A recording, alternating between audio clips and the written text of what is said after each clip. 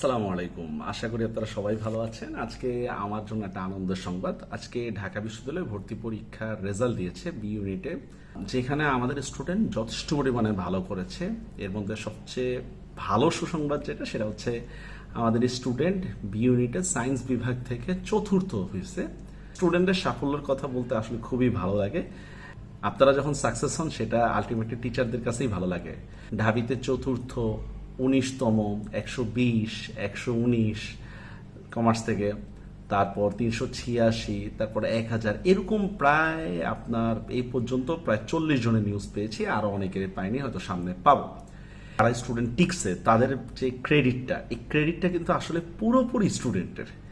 একটা কথা বলে রাখি, আমরা যতই যেই দাবি করি না কেন, কথা বিজনেসের জন্যই বলেন না কেন, মানে এই যে ক্রেডিট, এটা কেন আপনার কাছে পড়ে? যেমন স্টুডেন্ট ভালো করছে, স্টুডেন্ট তো খারাপও করছে, আমি তো আর খারাপের কথা বলতেছি না। ধরলাম আমার স্টুডেন্ট হচ্ছে 100 জন চান্স পাইছে, কিন্তু অনেক স্টুডেন্ট তো আমার কাছে পড়ছিল, তারা তো চান্স পায়নি। এই জন্য আমি সবসময় বলি যে এইটার আসলে সম্পূর্ণ ক্রেডিট স্টুডেন্টেরই। আমরা সর্বোচ্চ একটু গাইড করেছি, পথ নির্দেশনা দিয়েছি, সেটা সে ভালো করেছে। আর পরীক্ষার নিজের নার্ভ ঠিক রেখে ভালো করতে পারায় কারণ হচ্ছে সে একটা ভালো ফল আসছে। প্রথম ইয়েটা হচ্ছে যে পুরো ক্রেডিট স্টুডেন্টের, সবাইকে বেস্ট অফ লাক। দ্বিতীয় বিষয় হচ্ছে দেখেন, যারা চান্স পায় নাই তাদের ব্যাপারে কি কথা, যে স্যার আমি আসলে চান্স পাইনি তার মানে আপনি ভুলে গেছেন? না, আসলে বিষয়টা ভুলে যাওয়া নয়। সবসময় মনে রাখবেন, বাহ্যিক দৃষ্টিতে যে সাকসেসনেসটা দেখা যায় সেটার প্রতি একটা উদযাপন থাকবে, এটা খুবই স্বাভাবিক বিষয়। কিন্তু এই উদযাপনের মেয়াদ কতদিন? খেয়াল করে দেখেন, আপনি মনে করেন নটর ডেমে চান্স পাইছেন, তখন আপনার যে খুশিটা লাগছে, এখন যদি আপনি ডাবিতে বা বুয়েটে কিংবা যদি পাবলিকে যদি চান্স না হয়, এখন কি আর সেই কথাটা কেউ জিজ্ঞেস করবে যে তুমি কোন কলেজে ছিলা বা তোমার আগের সাকসেসনেসটা কি? এটা কিন্তু জিজ্ঞেস করবে না। আজকে যারা পাবলিক ভার্সিটি টিকসে, ডাবি বলেন বা অন্য জায়গায়, এটা কিন্তু এটা হচ্ছে 4 বছর।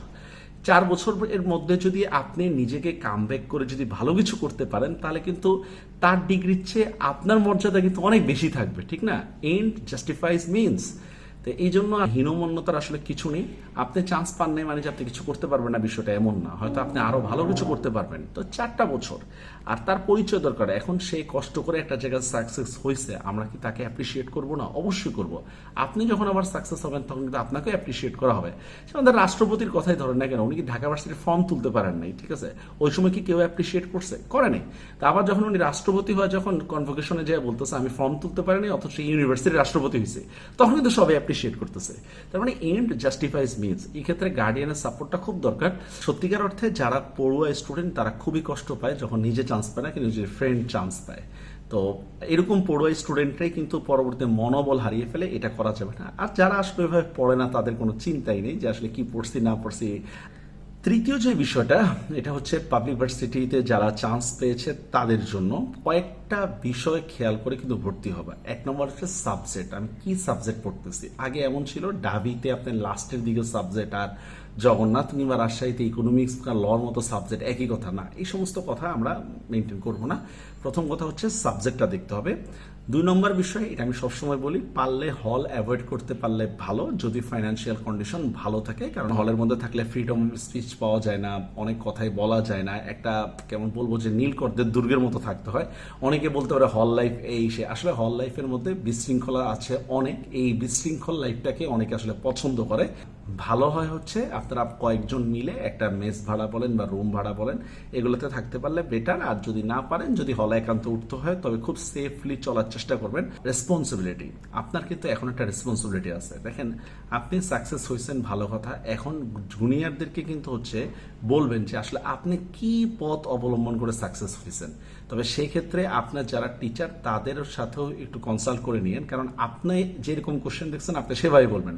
কথার কথা মনে করেন, এত বছর যারা রাজশাহী ইউনিভার্সিটি পরীক্ষা দিচ্ছে তারা বলছে হচ্ছে প্রিভিয়াস কোশ্চেন পড়লে হচ্ছে কমন পড়ে যাবে, কিন্তু এবার কিন্তু পড়ে নেই। তো এইভাবে না বলে আপনার যে টিচার তার কাছ থেকে হচ্ছে ইয়াটা নিবেন, পরামর্শ নিয়ে তারপর হচ্ছে আপনি মোটিভেট করবেন, এটা খুবই ভালো।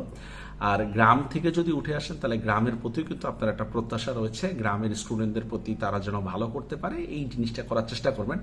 কমপক্ষে আপনি যে টিচারদের কাছে পড়েছেন কিংবা যাদের কাছে পড়ে আপনি ভালো করেছেন তাদেরকে রেফার করে দিবেন।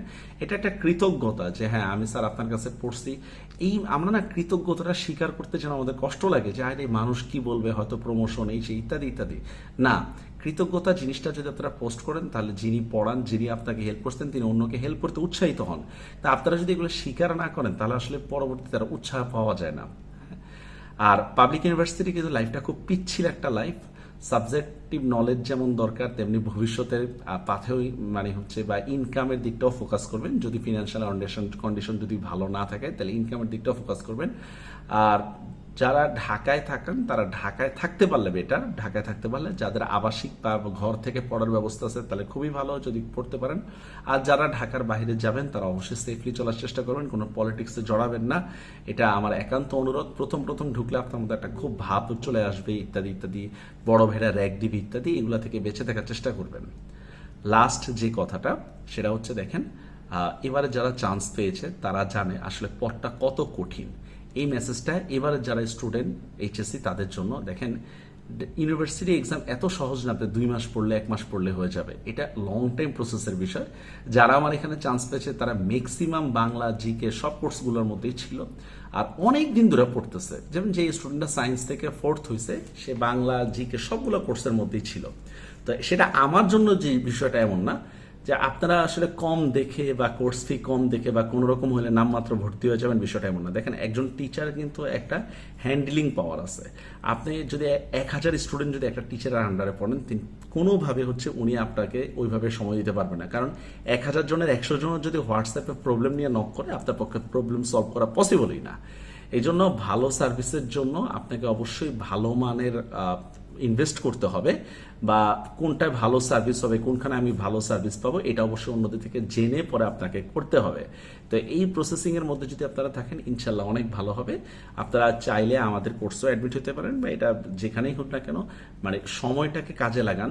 কেবলমাত্র যে কিছুদিন পড়লেই যে আপনি চান্স পেয়ে যাবেন, বিষয়টা এমন না। দেখেন, সাকসেস হইলে সবাই আপনাকে, আপনার ক্রেডিট তারা নেওয়ার চেষ্টা করবে, কিন্তু সাকসেস না হলে কিন্তু কেউ আপনার দায়টা নিবে না। সবার প্রতি শুভকামনা রইল। যারা চান্স পেয়েছেন তাদের প্রতি শুভকামনা রইল, যারা চান্স পান নাই তাদের ভবিষ্যতের জন্য শুভকামনা রইল। দেখা হবে পরবর্তী কোনো ক্লাসে। সবাই ভালো থাকবেন। আল্লাহ হাফেজ।